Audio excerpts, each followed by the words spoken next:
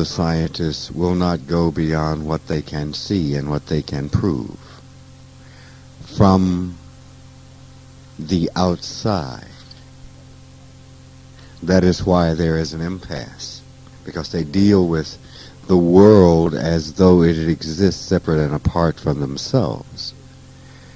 What they are dealing with in the Big Bang is the moment of awareness of God, of the awareness within God itself. I am. And with that statement, the dreams took form. That form, the scientists call the Big Bang, because immediately, with that recognition, something happened. So they only deal with what happened after that and from the outside.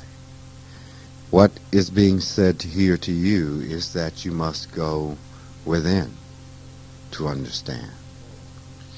Because the earth and everything is a result of what is within. Every individual, every human being, everything itself being God, carries within it all the memories, all the awarenesses. So beyond the moment of the bang, we can only look within.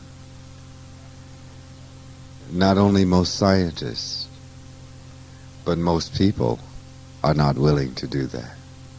So there is the impasse. There is the contradiction. It is like, you know what a tide pool is? When the tide comes in and it goes back out, it leaves pools of water. The water and the ocean are the same thing. It is the same water. So we only became individuals as the great God decided to experience physical life and life in many other forms, and those portions of itself, like cells,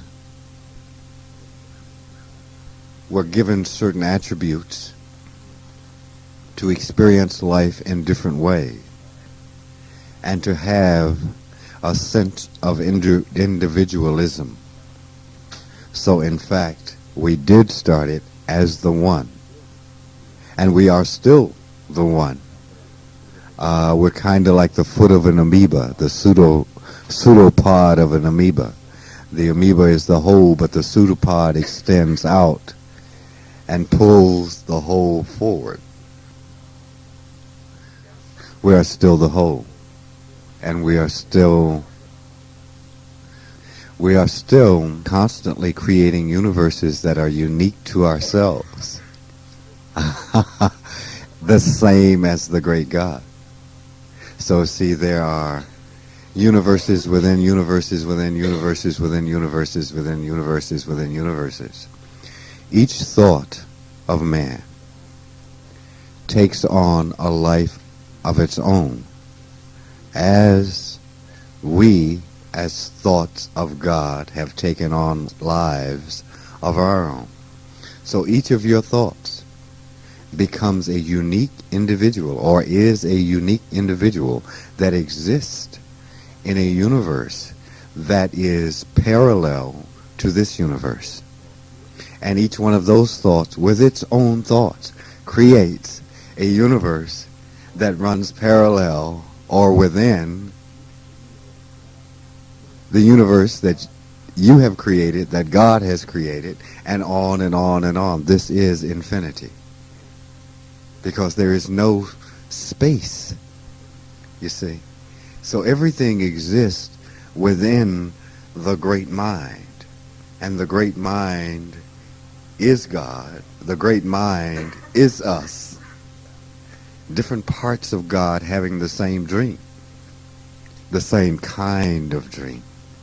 So it is constantly happening. And each thing takes on a life of its own. But yet not independent of the great whole, but yet independent of the great whole, having choice. Does that make it any clearer? It's clear as mud, right? Yeah.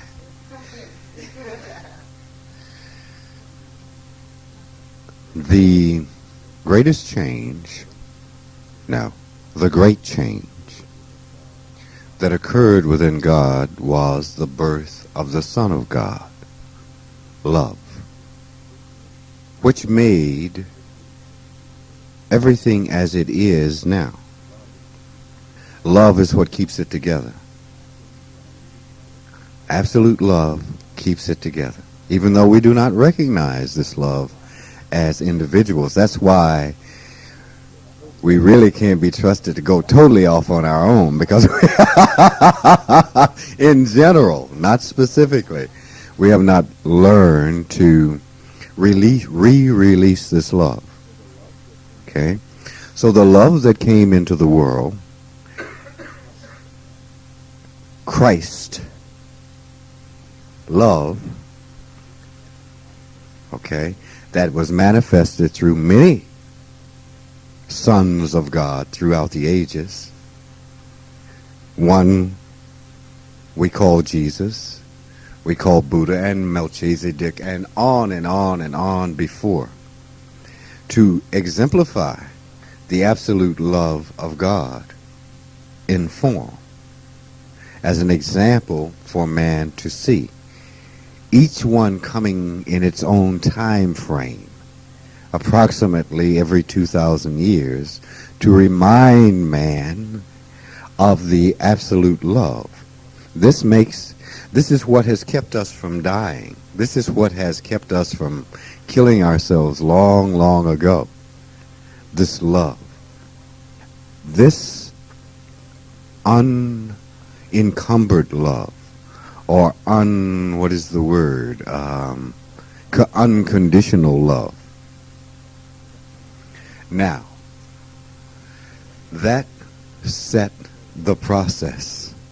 So as we create our worlds, and we have created our worlds without great love, when we have insecurity within ourselves, we have created worlds without great love. Once you begin to open yourself totally to love, then those beings in the universes that you have created will experience the birth of a great teacher of love, which is the manifestation of just the love opening up in your heart. And your universes then become filled and thereby are changed. Okay? You follow absolutely the same path as the great God, but in your own way. Because without that happening, there would be no way, there would be no hope. There would be no possibility of peace. There would be no possibility of love. So we follow a path already carved, but that is law. That is how it works. But we do it in our own unique, individual way. So yes, you do change them as you change. This is why I've cautioned you, once you begin working at the dream level and you begin to awaken, you will ultimately awaken and come out of the body. Now, when this happens, you will, in fact, meet your own creation. This is where the story of demons come from, because the hatefulness of people has taken form. And it is without love, because it was formed in anger and hostility and doubt and fear. And you will meet those things, and they will be quite pissed at you. They know. They will be quite upset with you, because you have created something without love. It is miserable. Therefore, you must learn to love yourself. And when you really, truly learn to love yourself, bingo, it all changes. But chances are, this is why I've cautioned you, chances are when you first meet it, you will be afraid of it. And by all rights, because it will be as violent as your thoughts have been. But you must love it, because it is yourself, as the great God loves everything that is its own creation, and therefore is not fearful of any of its creations, but loves it like you love your puppy or your cat or, your lion, if that's what you have, but loves it without malice.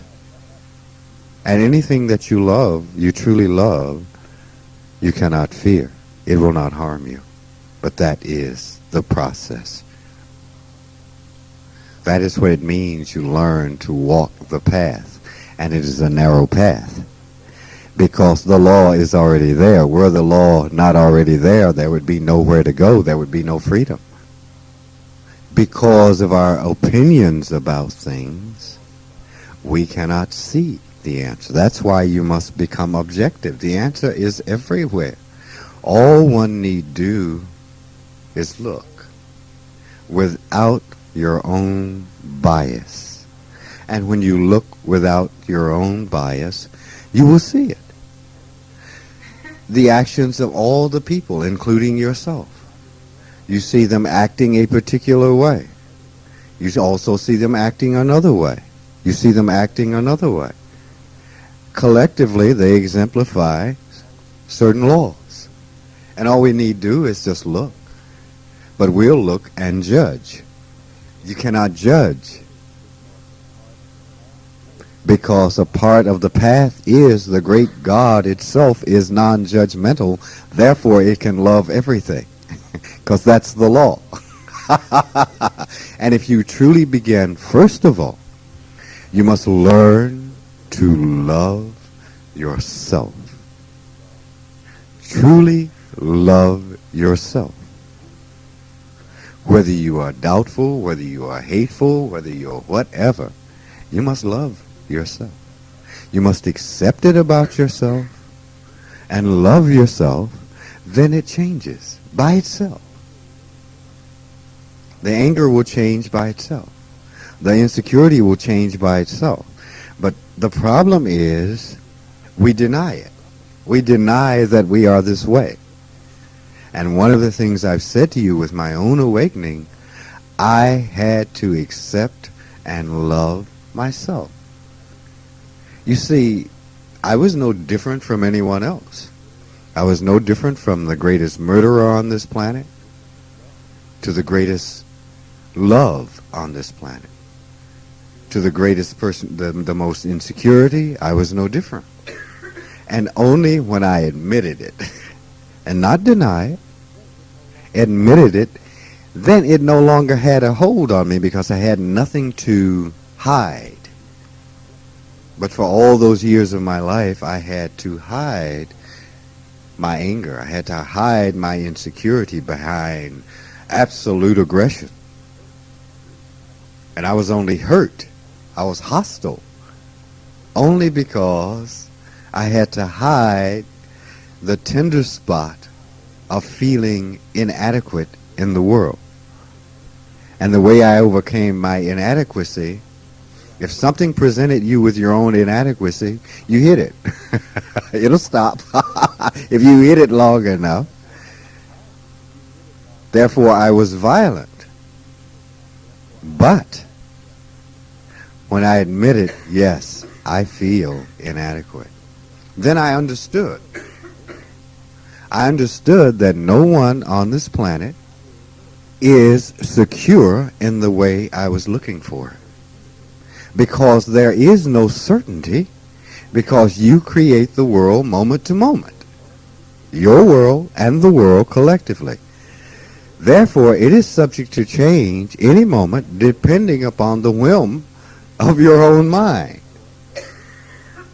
Therefore, there is no security in the future. It depends upon what you think.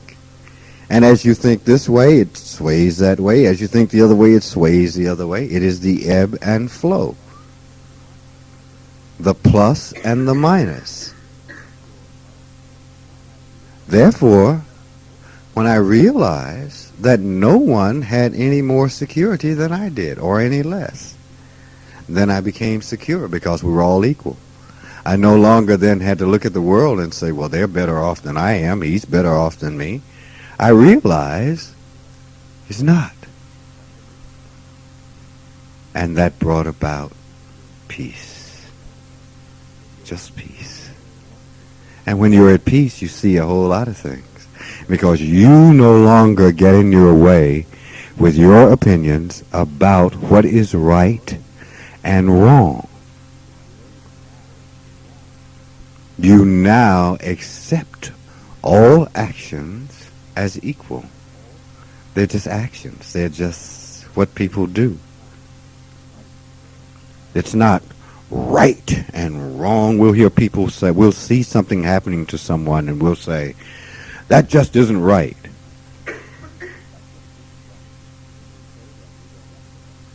But when we say that, we don't understand justice.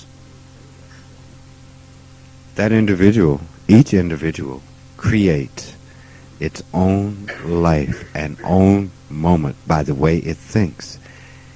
It may not be right, because I don't know what that is, but it's certainly just, because they did it in cooperation with someone else. Someone else came along and answered that question that they asked. And that might be hitting them upside the head. But they ask by their own attitudes. It doesn't mean we stand by and see people murder, rape, pillage. No, it doesn't mean that. It just means that is the law. And that is the way it is. So we need not scream about right and wrong. Help if you wish. But don't scream about bullshit. You cannot experience the feeling love until you accept. At the moment of creation, all was accepted and thereby loved. You see, you do not love that which you cannot accept, which you will not accept. I won't use the word cannot accept, because you can. Now the question is, will you? That's the question. It accepted all. And thereby, you see, it could not be God, because God is defined by love, which is a non-definable thing, but it is defined in that manner because it came with the package. Remember the story. In the beginning, the great God, she slept. A moment, a flicker, a movement. And the great God cried, I am. It recognized it was by the flickering of its own consciousness, a shape, a form. And immediately loved it. Didn't say he loved part of it. Immediately loved it. Accepted it. Therefore, we cannot love things we do not accept. And when we do that, we only hurt ourselves. Now, this is a real experience. It is empirical within here. And you will feel that shift and that change within your being. It is not something that the scientists can prove in the laboratory. Only can they prove it by their own experience of the shift. They cannot put you in the laboratory and you go through this metamorphosis and they say, yes, this person went through a metamorphosis, because they can't measure what happens in you. All right? So if we do not love, we never find peace. Because we always, that thing that is there that we do not like, we always run into it. Always. Always. So we go through life miserable. You see, we cannot be it unless we accept absolutely. This is life. This is life. This is the way it is. I deal with it the way it is. Someone once said, life is not what it ought to be. It is what it is. And what is important is how we deal with what it is. That's what's important. It is perfect for growth. You see, the soil, the conditions in the soil must be correct for the conflict between the shell of the seed and the earth. Because you see, the seed cannot grow unless there's conflict. Something causes the outer shell of the seed to disintegrate. Now you can call that conflict. I call it cooperation. But all birth is painful. Therefore, the deterioration of the shell around the seed is painful. But you see, the conditions must be so that the inner part of the seed begins to feed upon the earth and grow. This is the law. So, the world is perfect for the growth of the flowers on it, you being the flowers. Something must eat away at that hard outer shell so that that soft, tender core might expand and grow. But most often what we do is we run away from it instead of allowing the eating away and saying, am I really right here? Am I really right? And accepting the answer, no, you are not. And when you accept it, you come down off your high horse. The ego then drops and you become humble. And I believe it was Jesus who said something about the humble or the meek. The meek, they shall inherit the earth. The true knowledge of how to live, because we no longer have to filter through truth through this hard outer shell, and by the time it squeezes its poor weak little self through that hard shell, it's been so contaminated it no longer resembles the truth. So the world, the conditions of the world are perfect for all mankind to flourish in their growth, thereby receiving knowledge and understanding how to live on this earth. And once that happens, you die. Because that was the object anyway. Was to learn and grow. Perform the tasks that you need to perform after the growth, that is, as the example. You see, once the flower pokes its head through and reaches a peak, it doesn't just die, it stays for a while and lets the world view its beauty and then passes on. Because after that, there's no need to be here, because you came here to grow into that flower. And now it is time to plant the seeds elsewhere and become a greater God once you understand on that level. And you sit back and you see all your little creations running around like ants. And you love them. And they are saying, I must find you, my God. It is the same process. The God that is traditionally thought of as God is not God, but one of the evolutions of the original. See, the process is on and on. You will never meet the original God face to face, because it's been gone so long and there have been so many other gods through the perception of man, not the reality. The only way that you can meet the original God face to face is here, in here. Because the one that came afterward, that evolved afterwards, evolved with the same God stuff. The one after that one created, evolved from the same God stuff, all the way to us. To look into a mirror, into a mirror, into a mirror, into a mirror.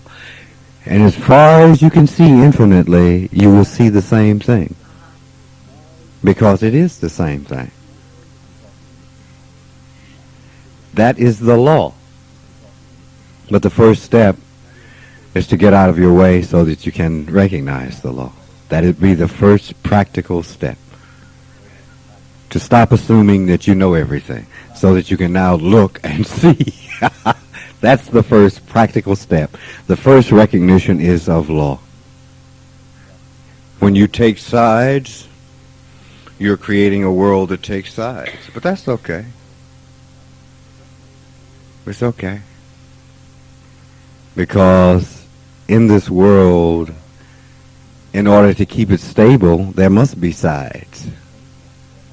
See, the quote, good, that is those who recognize the law to whatever degree, whether intuitively or intuitively and consciously. Difference. Everyone who fights for the same side do not understand the same thing. Okay? And then you have those who see it another way. That's what keeps us rubbing against each other and makes us grow. It is the rubbing away of the husk that surround the seed. We rub it off of each other. And that's what makes us grow. So that is the path. Yes, the law is the path, and we recognize the path through first rubbing the husk off so that we can see. It's like we've been walking through life with our eyes closed. And all of a sudden we open our eyes and we see for the very first time. The husk coming off is like the opening of the eyes. And thereby grow. Let us never forget, it's all about us. When you see bad people, bad is in you. They're just people. In a machine, you have cogs. Are there good cogs and bad cogs? Or are there just cogs to make the engine run? You see? When you see bad people, bad is in you. I see misinformed people. But that's what I mean when I say good, bad. If it's all apart, if they're all cogs in the same engine that make the engine run, if they're bad, then I'm bad. Because the engine cannot run without either of us. If I'm good, then they must be good. Because the engine cannot run without either of us. Makes sense? So I have to see me, not them. What I say in my mind tells me what I think. And when I hold that up against what I think up against the law, I know whether I'm right or wrong. If the law says this and you say, well, this must be an exception because this is me. No, you're not accepting the fact that's you. There's a bad person. I don't know that. There are evil people. Evil is not bad. Evil is simply misunderstanding. That's all it is. It's not this male violent thing. If you look at those people have the same characteristics as any other person. They love somebody. They want things for themselves. The policeman and the criminal are one and the same. Without criminals, you would not need police. Without police, you would not have criminals. They keep each other going. I'm going to shoot at you. Okay, I'll shoot at you. Well, it's the same mentality. And so, when you come together and you don't judge. Yes, judging in terms of good or bad, but whether this is toward the good of the whole or not. See, that's a whole different thing. Which means then you interact in whatever way you interact. The thing is, when we rub against each other, what we must recognize that we're only fighting against ourselves. See, that's the whole thing, but we make it the other person. Because all you can deal with is you. Okay. I have often said I do not care what a person thinks, but I will interact physically if they attack me, because what you think is okay. But now when you start to attack this body, you see, we got a problem here, and the problem is not what philosophical. The problem is not what you think. The problem is you attacking me. And you have to stop that. You get back. You know? So if people are doing something that's physically detrimental, you must say, no, that's not. And you put your foot down and That's right. You put it down right on his head if necessary. If necessary, because they've now gone past a certain point where you've got to say, wait a second. hold it. You see? But we're not fighting about a philosophical difference. That person may be attacking me for a philosophical difference, but I'm attacking back because you hit me, you hurt me. And I don't want you to hurt me. You see, so our difference, the why we're doing the same act is different. David? I've been working on some stuff, and it kind of occurred to me that everybody's on the process. Yes. Everybody is literally on Yes. one level or another. Yes. And Even when you recognize yourself as the great God, you are still in process. Except the process that you are about is so far removed from most people, there's no way on earth they're going to see it. But you are still in process. What happens to you has no meaning for them because they won't understand it. It only has meaning for you, the process. So once we move outside of the limits of your mind, you still are in process. I am in process of the great sacrifice of Christ. I am in process. I must live in a world that does not understand me. I must sacrifice by living and teaching and being in that world to generate the unconditional love for all my creations. That is the same sacrifice. I have created many universes in my time, as you have. I am now in process of creating unconditional love in those realities because I exist in this reality where I am not understood, where I am hated, and I continue to love. I am thereby creating that same Savior love in those universes that I have created. The process goes on. That old song, and the beat goes on. I am still in process. And when that task is completed, I will be still in process. You must understand, I say that I am a tree in the desert. That simply means I am alone. No matter how much you feel you love me, you don't yet know me. You see, I am still alone, and I know that. I know that you don't know me. That is not a judgment. It's fine. I have no problem with that, because I know you don't know me yet. It is like your child. You know your child doesn't know you yet. And it doesn't make any difference. You see? Because that person you call your child is in process of their own development. They have not had the experience that you've had. You cannot expect them to love. They're just growing. And we must look at and see, once you arrive at a certain level of growth, you look at all things in that manner.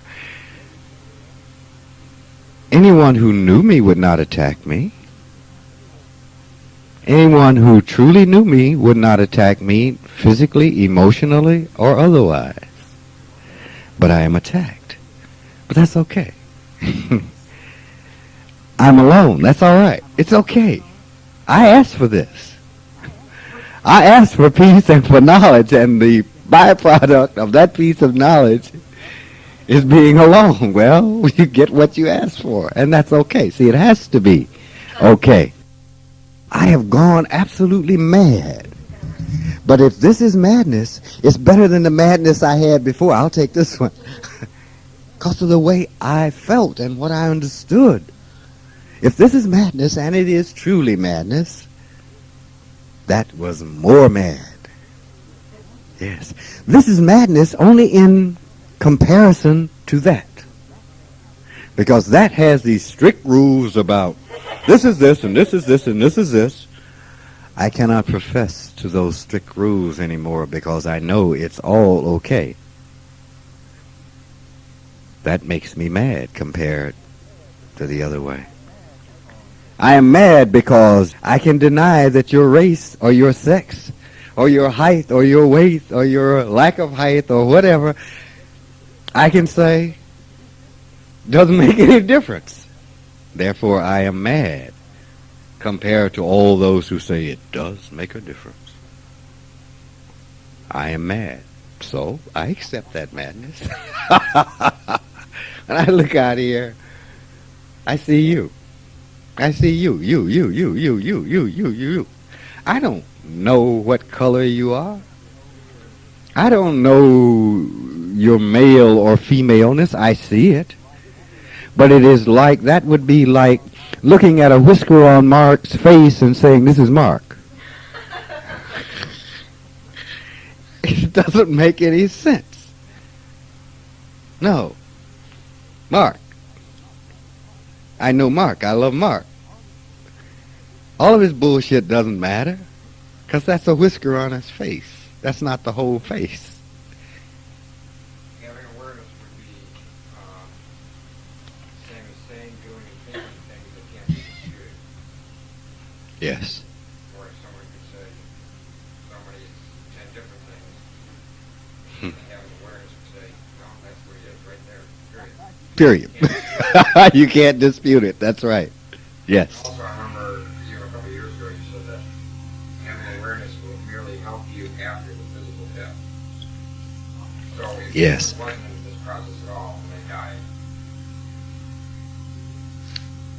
The light would they automatically have an awareness. sometimes. They go into the way they see things until they realize. For instance, a real Klan member would go into a world that was totally white, with everybody who thought just like them, until they realize, holy shit, man, this is really boring. Then boom! Or if they were just so uncertain, the light would go out. Just like that. And for all practical purposes, they would not be. Until one day, they would say,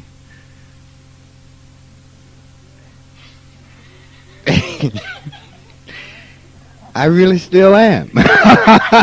You see what I'm saying? It all depends on what you believe.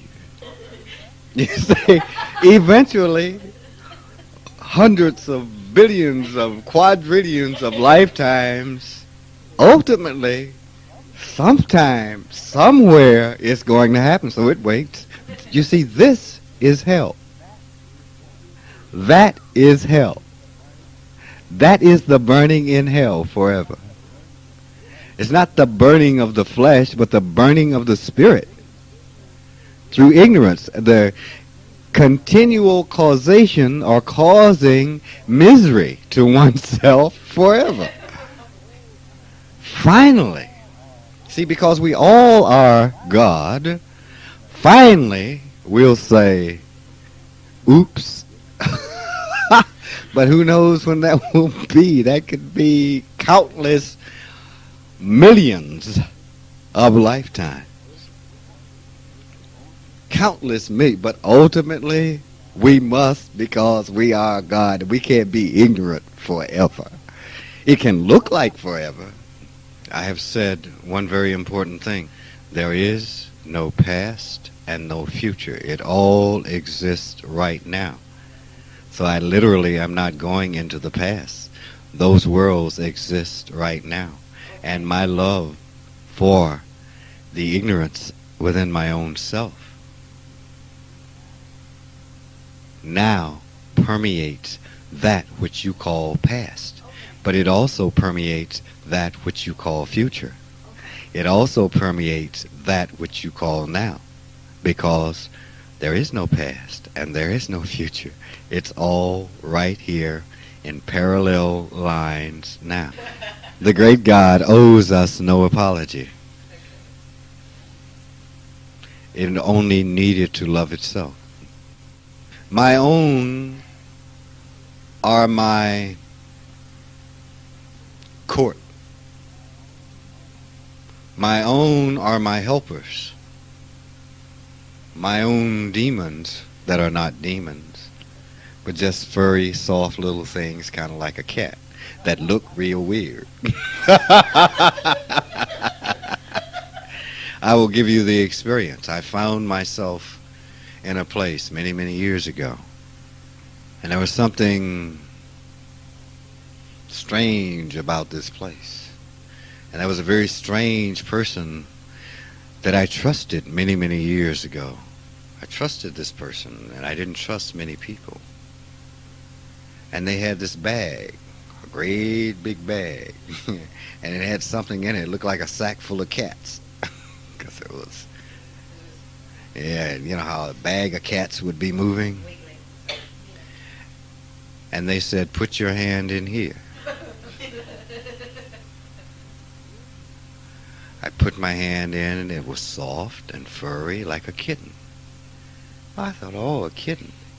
And I pulled it out and looked into this face.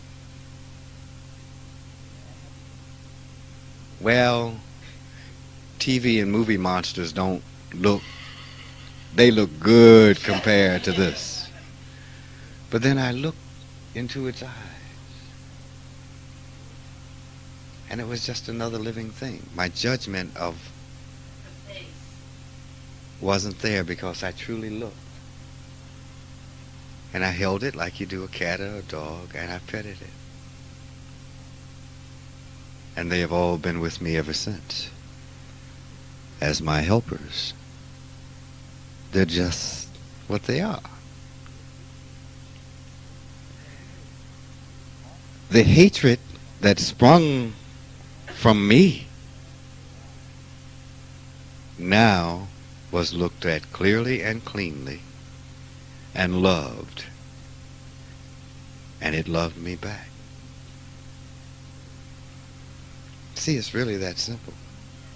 So it's an act of love, not an act of fear.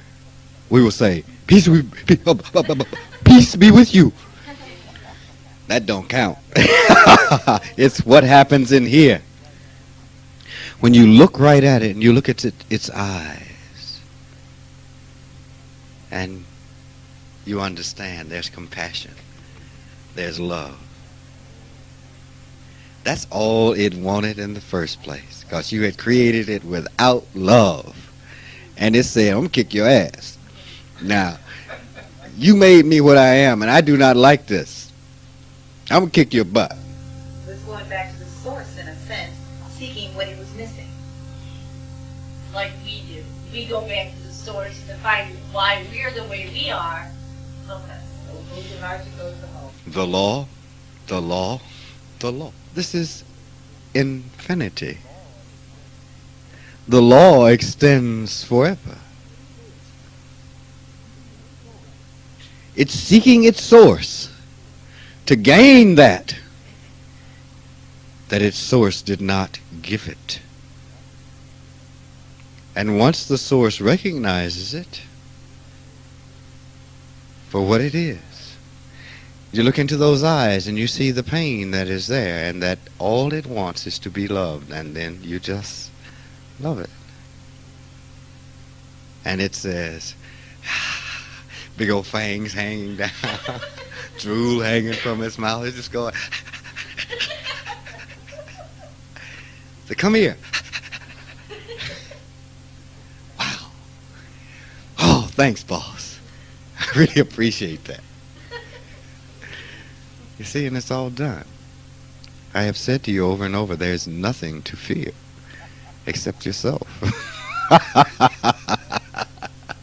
You must pass through these giant doors that are nothing more than grains of sand in order to truly and absolutely know yourself beyond the first distortion. To know yourself beyond the first distortion is the complete sentence. Nothing's stopping you except you. You must be willing to take the risks, that's all. I'm here. Doing pretty good. Do all right. I'm not possessed by any demon. I am possessed only by myself. That's all we ever want anyway. To be in complete awareness of ourselves. It's not even lost. Absolutely. It is only because you focus on the wrong grain of sand. Right. You focus on your negativity, you focus on your insecurity, you focus on your doubt, you focus on your greed, you focus on what you don't have. Instead of, see, if you keep focusing on what you don't have, what are you missing? It wasn't ever lost. Those lost souls. How can you lose your soul? That's what you are. I mean, that's ridiculous. That's ridiculous. You're just not looking at who you are, the whole of who you are, and accepting and loving yourself for what you are. We have the mentality of the doctors. The doctors, you go to the doctor with a cancer, what's the first thing he wants to do? Cut it out. Give you some chemotherapy to kill it. We have that mentality. So we focus our energy on cutting out that which we think is negative instead of accepting it and then looking at what we have that is the truth. And there it is, right next to what you thought was so bad. It's just a matter of, it's as simple as stop looking at you and look at him. Say, oh, oh, it's that simple. That is why the technique of changing focus is totally powerful. Absolutely powerful. Doesn't matter what happened. If you change your focus from, oh God, to wait a minute, what the hell's going on here? Let's get this together. What needs to be done? Get busy. You say, well, what happened to all the pain and misery and suffering that was happening because X happened? It's just not there. That tells you how bad it was. That's why I say change focus. If you change focus, that tells you how bad that thing was. It wasn't worth a damn if you can just go, you mean to tell me that's big mean devil that you're afraid of? And all you have to do is this? You recognize that. You say, wow. Then you begin to understand. See, but you have to look at both sides of it. You have to also look at the good thoughts. See, they are equal to the bad thoughts. Quote, bad thoughts, good thoughts. Because if you don't, you're continually focused in the negative because you keep observing only the negative instead of observing the positive, and you're one-sided like this. You like the guy who didn't have the V8? Yeah. Now they come in walking like this, and you think you're walking upright. Okay? But you're really leaning at a 45-degree angle. So you have to look at both in order to understand the whole thing. You say, oh, I like this. What makes you miserable about that is then when you don't have it. You keep focusing, oh, I like that, instead of understanding it's no different than the thought over here about getting run over by a car. It's only a thought, whether it be to the plus side of the continuum or to the negative side of the continuum. It's still only a thought away. Then you realize something very important. You recognize yourself. You ultimately, see, this is growth. This is looking at things in the proper way. Ultimately, you have to say, negative thought, positive thought. Wait a minute. Who's sitting here looking at these thoughts? When you say, me. I really don't give a shit about either one of them. I am the great observer that sits here and just looks. It ain't in it. It's like it is what the referee in a sporting event should be. Should be. I didn't say he is, because sometimes they get carried away. But what you are is like the referee. It just applies the rules. It doesn't care who wins, because it cannot be fair and impartial if it cares who wins. It's just refereeing the match. It's just observing. I cannot see my own face. I can see this thought, and I can see that thought, but they are not me. I am that which is observing these thoughts.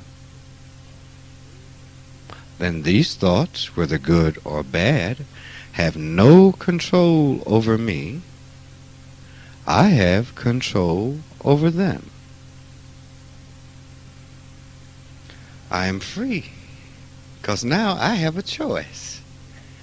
I can choose to get into this one, or I can choose to get into that one, or I can choose not to get into either one of them.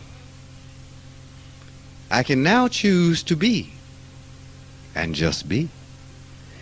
Because I am no longer miserable. I am no longer afraid, because being afraid was just a thought.